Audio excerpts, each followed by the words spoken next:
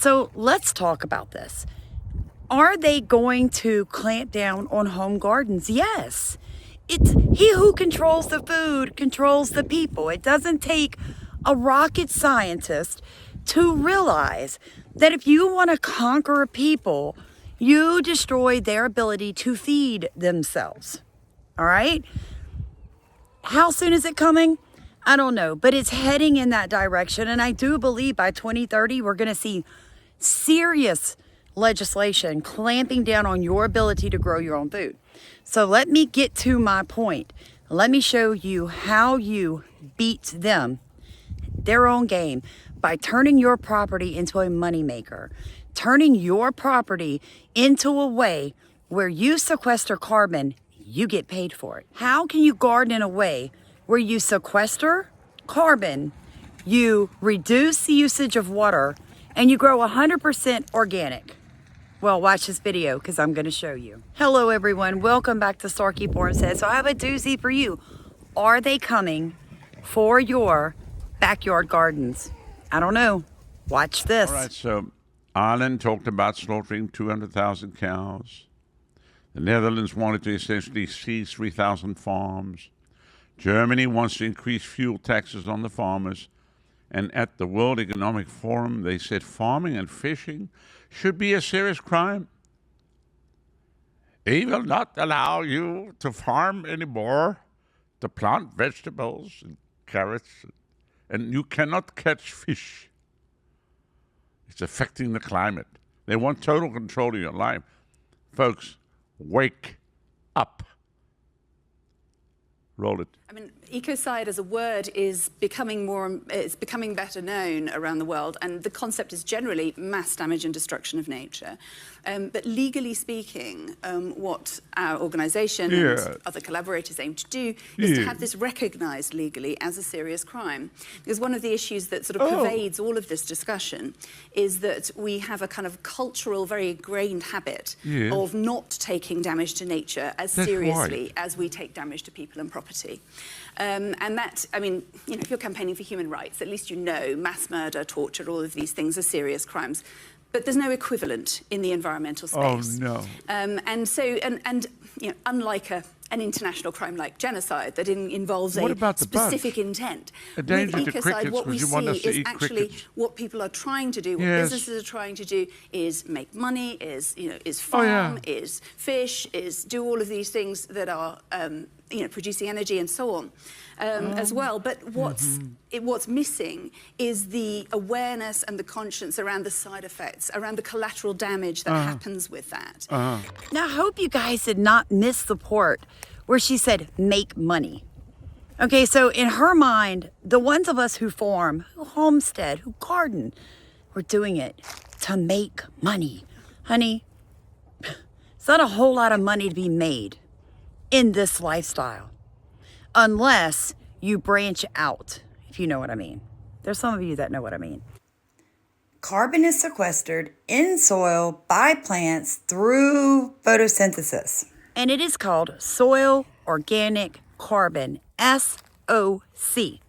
Now, the way that you do this and make money is you need to not disturb the soil. You see, this is why they're going after farmers. They first taught you to farm by taking all this heavy machinery and tearing up the earth, then adding all their toxic chemicals back on top of the earth, so that when it rained, that washed off into our rivers, into our streams, back into our oceans, causing algae blooms in the Gulf, raising temperatures, and basically killing off all the clams and the oysters and the sea animals, and you get my point, making the water toxic. The problem with home gardeners is that they tend to use way more pesticides, organic fertilizers, and fungicides than people who are professional farmers, like big organizations and super large farms. So really, they caught us in a catch-22. This is where I come in to help you guys navigate through changing the way you garden, so that you can take all your acreage, sequester carbon, and get paid for it, and still be able to grow your own food. See, so many Americans, we're slow on the uptake. We see the problem, we complain about the problem, or we act like it's not there at all. Instead of learning how to do it the way it should have been done always. And that way is this: do not till. I have an entire playlist from the very first day of taking this 1/4 acre monocrop grass and turning it into a 1/4 acre market garden that produces thousands of pounds of food with absolutely zero commercial fertilizers, pesticides, fungicides, any of that nonsense. I make all my own soil amendments here on my property. You can do it too. I learned that process in 6 months and got this up and going. You guys, I can show you how to do it. Go look at our playlist, No Till, Get Her Done. Because here is the thing. When you till the earth, you're messing with the carbon that has been sequestered. You're releasing it into the atmosphere. That's why they're going to shut you down. Because you're not willing or able to learn to take your 5, 10, 15, 20, 200 acres of monocrop corn and learn how to use cover crops, learn how to use mulches, learn how to reduce your water usage, learn how not to spray pesticides. See, it works like this. You're having to use pesticides and fungicides solely because your soil is completely depleted and unhealthy. You have to add fertilizers because your soil is locked up. The reason I don't have to use pesticides is because my soil is healthy and because I use things like rabbit urine to deter pests. I use a garlic spray to deter pests. I use worm castings to coat my plants and make them healthy so that pests won't mess with them. You guys are going to have to learn how to integrate small livestock into your small garden. This is a small garden. It's a 1/4 acre. It's not real big. You're going to have to learn how to use cover crops. You're going to have to stop tilling, use heavy mulches, get on a drip irrigation. It doesn't make sense to bare soil to the sun because no matter how much water you're adding to that soil, it's just being immediately evaporated with 118 degrees. In South Louisiana, Texas, Alabama, your root zone of your plants are frying. So when you heavy mulch around your plants, the water you put on your plant stays in the soil. The roots stay 30, 40 degrees cooler than the top of the soil. I have videos and proof on all of this. But if you want to continue to grow your own food and not starve to death, you had better understand whether you believe in climate change or not. We're not here to debate that. If you believe they have the power to do it or not, we're not here to debate that. We're here to tell each other the truth. If you don't start changing how you're growing your gardens in your urban, suburban, and rural areas, they're going to stop you from doing it because home gardeners are the most toxic gardeners in the world. And that is the truth. So God bless you. Please like, comment, and subscribe. You guys, we can do this together. We can't outthink them. God gave you a brain. You're going to have to learn new techniques. You know, my husband literally told me, honey, I love you. If you want to no-till, I'll back you up. But you're on hard-packed clay, Sam. I've never seen anyone grow food that didn't till it. But if you want to do it, go for it. I have a video where he admits that I was right and he was wrong. Don't be afraid of new knowledge. Stop sitting there listening to me going, it's not going to work on my soil because, oh, I have 10 acres. I can never no-till. You can. There are people with 2,000 acre farms in America that never put a tiller to it. Guys need to start going and visiting farms. You need to start seeing people do it. I'm telling you, you're going to end up not being able to grow your own food because you're stuck doing it incorrectly the way they taught you to, because it's always about them making money. But no-till cost me $0 to do. My soil is healthy, therefore I produce healthy plants, therefore I produce healthy food and a lot of it without ever harming the environment around me. God bless you guys. Remember, like, comment, and Higher subscribe. carbon footprint than an industrial garden. I mean, that's kind of a no duh, but okay, we're going to go through this because this new study makes me think that maybe they are. Here's a new study that suggests that urban gardens have a higher carbon footprint than conventionally grown produce. In this study, researchers say gardens like this one, they're bad for the earth, worse than conventional farming. Now, why this worries me is because when we see globalists tell you what has a high carbon footprint, then they're signaling to us what they're going to start tamping down on. What that makes me think of is collectivization, which we're going to talk about in a second. But this is like, duh, right? Like anything I make at home is going to be more efficient if it scales. Like, okay, if I'm sewing clothes, put another way, it's less efficient at home. Everything is less efficient at home. Like if right? you try to build your own car, it's not going to probably be as efficient as Ford can do it. With absolutely. You can make that argument with everything, right? That if it's made in a factory versus me with my own hands, there's going to be less carbon footprint of all the McDonald's hamburgers than what I make in my house. The Japanese have a word for this. I forget what it is now.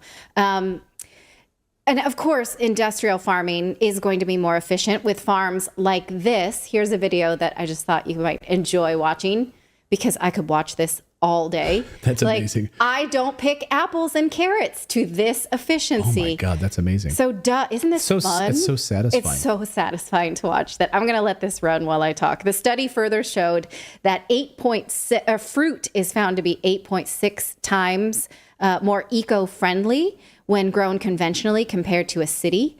Whereas vegetables are 5.8 times better for the environment when left to the professionals. I think it's the Japanese concept of Kaizen is like automation, makes things more efficient, and you learn as you do it, right? Right. So, okay, no duh, right? So why is this a concern, this study? Is there an agenda to stop you from doing this? Yes. Could this be used against you? Yes. Right. And so I just want to remind you that we're not too far off from periods of history where people were starved to death in order to control them.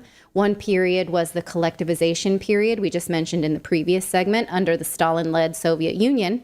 He ordered police to seize privately held farms in Ukraine and turn those farms into grain farms. And those people had nothing left except for what the government would dole out to them, which was practically nothing. More than 1 million Ukrainian farmers were exiled and tens of thousands starved, many of them children.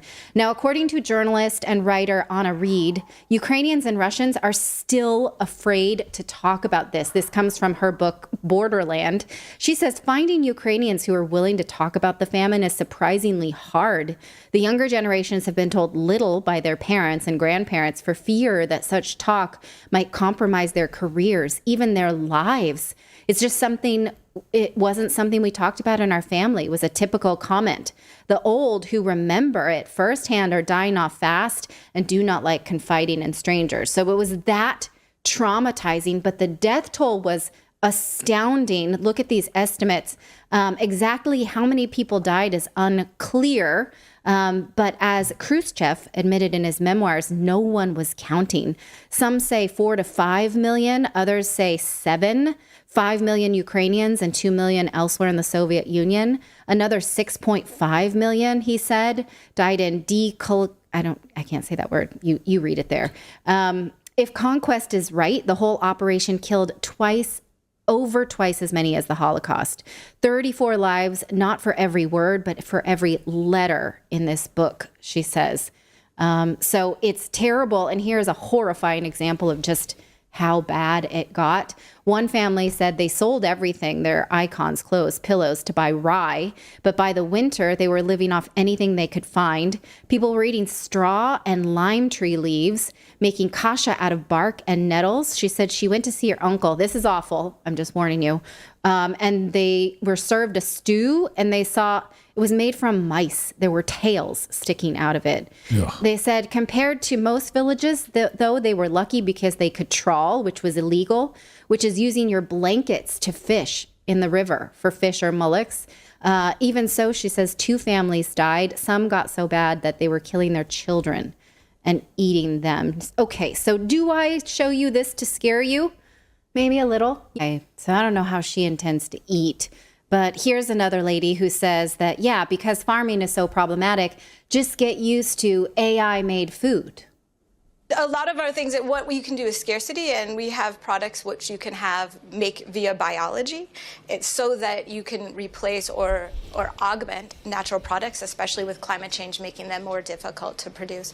The other thing that you can use with AI is increase your solution space. So if you love the taste and aroma of vanilla, can we have something that's reminiscent of that is new to the world, and using AI to increase that solution space that a human alone would not be able to do. So that's something we're definitely leveraging, using receptor biology data and millions of data points there, using our understanding of taste and smell to identify what can be new that can help consumers to have sustainable solutions that are also really desirable, right? Can you imagine having dinner with that woman? Yeah, we're not going to have vanilla dessert tonight, but I did bring a Yankee candle that